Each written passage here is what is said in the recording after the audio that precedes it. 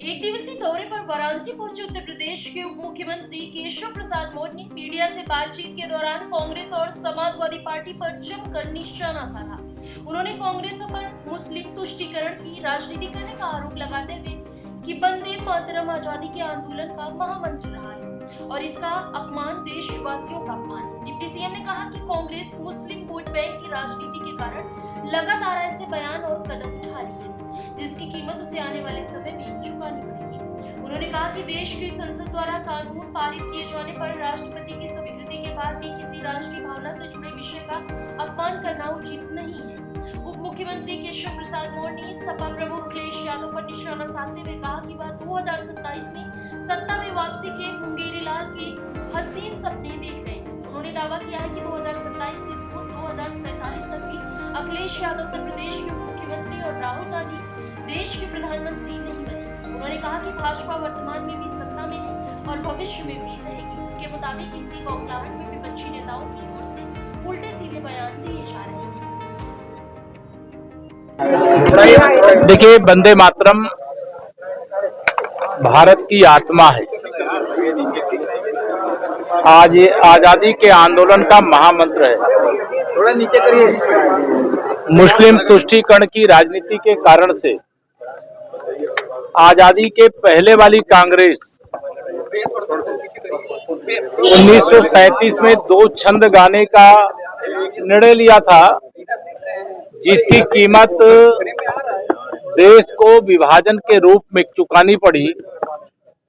अब जब माननीय प्रधानमंत्री श्री नरेंद्र मोदी जी के नेतृत्व वाली सरकार में सभी 6 छंद गाने का कानून बन चुका है, संसद के द्वारा कानून पास हो चुका है, राष्ट्रपति जी के द्वारा अधिसूचित किया जा चुका है, उसके बाद 2 छंद गाना ये भारत का अपमान है, भारत माँ का अपमान है, भारतवासियों का अपमान है। और कांग्रेस केवल मुस्लिम वोट बैंक के लालच में इस प्रकार की घटिया हरकत कर रही है, जिसकी उनको कीमत चुकानी पड़ेगी। भारतीय जनता पार्टी सभी 6 छंद गाएगी और पूरा देश गाएगा, और कांग्रेस नहीं गाएगी तो कांग्रेस का क्या हश्र होगा, ये कांग्रेस को स्वयं समझ लेना चाहिए। अखिलेश यादव कह रहे भाजपा मतलब बीजेपी का मतलब भाग जाओ पाकिस्तान, क्योंकि योगी जी ने पीडीए को लेकर पी का मतलब पाकिस्तान से निकाला था, तो भाग जाओ पाकिस्तान बीजेपी का उन्होंने पूरा। देखिए, श्री अखिलेश यादव निरंतर बौखलाहट में, उनको मुंगेरी लाल का हसीन सपना 2027 में सत्ता में आने के लिए दिखाई दे रहा था, लेकिन 2027 तो छोड़िए, 2047 तक ना तो श्री अखिलेश यादव जी यूपी के मुख्यमंत्री बनेंगे और ना ही श्री राहुल गांधी जी देश के प्रधानमंत्री बनेंगे। भारतीय जनता पार्टी वर्तमान में भी है और भारतीय जनता पार्टी भविष्य में भी रहेगी। इस बौखलाहट के कारण से वो उल्टे सीधे बयान देने का काम कर रहे हैं। पीडीए की व्याख्या स्वयं श्री अखिलेश यादव जी ने बार बार बदलने का काम किया है, लेकिन उनका पीडीए परिवार डेवलपमेंट एजेंसी के अलावा कुछ नहीं है, गुंडों का संरक्षण करने के अलावा कुछ नहीं है, अपराधियों, माफियाओं, दंगाइयों का संरक्षण कराने के अलावा कुछ नहीं है। वो पिछड़ों के जन्मजात दुश्मन है।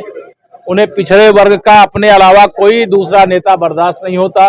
वह पिछड़ों के, दलितों के, अगड़ों के सबके विरोधी हैं, और वह केवल केशव प्रसाद मौर्य कह रहा है इसलिए मत मान लीजिए, वो रिकॉर्ड में उपलब्ध है। आप सब लोगों से बात करते समय भी उन्होंने कभी पिछड़ों को गाली देने का काम किया, कभी दलितों को गाली देने का काम किया, कभी सवर्णों को गाली देने का काम किया। इसे उनका पीडीए तो पूरी तरह से फर्जी है। चीनी के दाम नहीं ले रहे हैं अखिलेश जी, कह रहे हैं कि अभी तक हमको बुलेट प्रूफ जैकेट भी नहीं मिला, जबकि 10 लाख रुपया प्रति बुलेट प्रूफ जैकेट के लिए सरकार उनकी सुरक्षा को लेकर के चिंतित भी रहती है और उनकी सुरक्षा की व्यवस्था भी करती है, और उनको बुलेट प्रूफ जैकेट अगर सुरक्षा एजेंसियों ने कहा है तो लेना चाहिए। चीनी के दाम जिस तरह से बढ़ रहे हैं, उत्तर प्रदेश सरकार किस तरह से उसको नियंत्रित करेगी? चीनी के अलावा प्याज वगैरह और भी बहुत सारी चीजों के जो चीजें कोई दाम बढ़ेंगे तो उनको नियंत्रित करने के लिए जो सरकार के द्वारा कदम उठाया जा सकता है उठाया जाए। इन दिनों सभी लोग भगवान विश्वनाथ जी का दर्शन कर रहे हैं, सावन माह है, और एक सवाल ये भी है कि अब उम्मीदवारी को लेकर भी कई बातें उठ रही है। आपकी प्राथमिकता के तौर पर विश्वनाथ जी के दरबार में है, कौन सी सीटें रहेंगी, क्योंकि कई बातें कही जा रही हैं? मेरे प्राथमिकता में तो सभी 403 सीटें हैं। मैं तो मैं तो 403 सीटें लड़ता हूं, मैं एक सीट पे लड़ता ही नहीं हूं।